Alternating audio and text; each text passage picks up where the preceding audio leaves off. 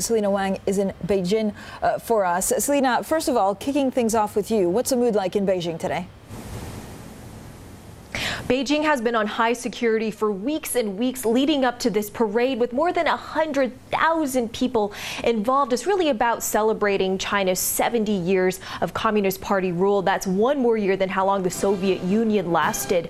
And it highlights China's enormous transformation from an impoverished, war-ravaged state to the world's second largest economy that's now at the cutting edge of technologies from 5G to AI. And one way to display this growing economic and political clout is through a massive military parade where we did see China show off some of its most advanced hardware. In fact, we got the first public view of the Dongfeng 41, which is one of the world's longest range missiles that has the ability to reach the continental United States. So really, it's a display of just how far China has come since 1949. And Stephen, protests in Hong Kong in the meantime have intensified.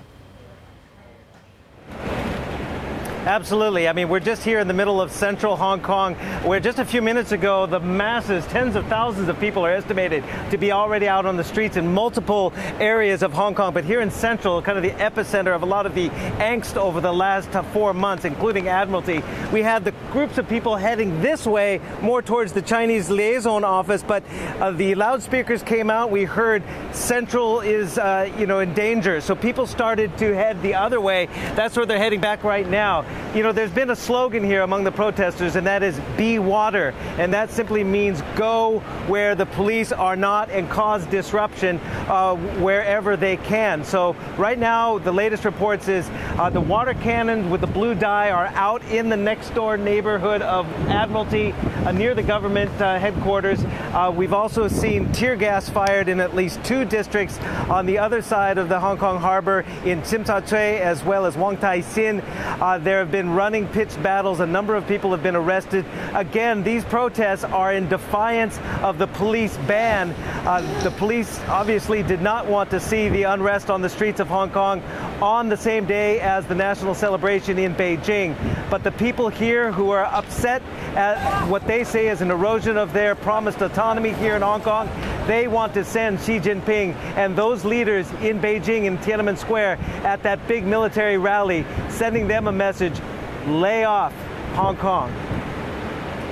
Stephen, thank you. Selina, I mean, it was amazing. Let's get those pictures back up of the parade, which I have to say, Jim and I were commenting, are quite incredible. And right, his rallying cry really came as this industrial and scientific achievement parade was going on. We saw some pretty sophisticated weaponry, such as DF-17 ballistic missiles, which we understand could circumvent actually some of the U.S. defense systems. But Selina, overall, how are they dealing with the trade? I mean, is this also to show that they can withstand anything, but are they actually being hurt backhandedly by trade?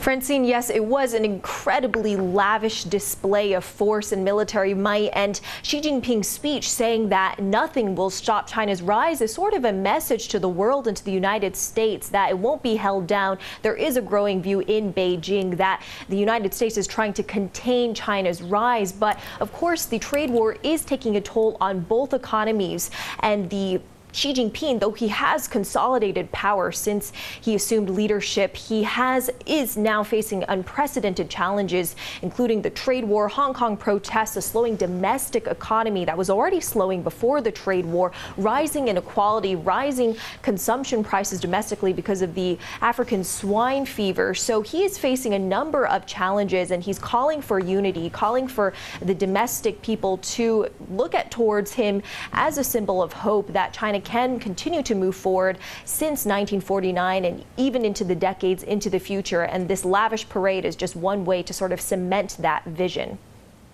Selina, thank you so much. Selina Wang there in Beijing, Stephen Engle in Hong Kong.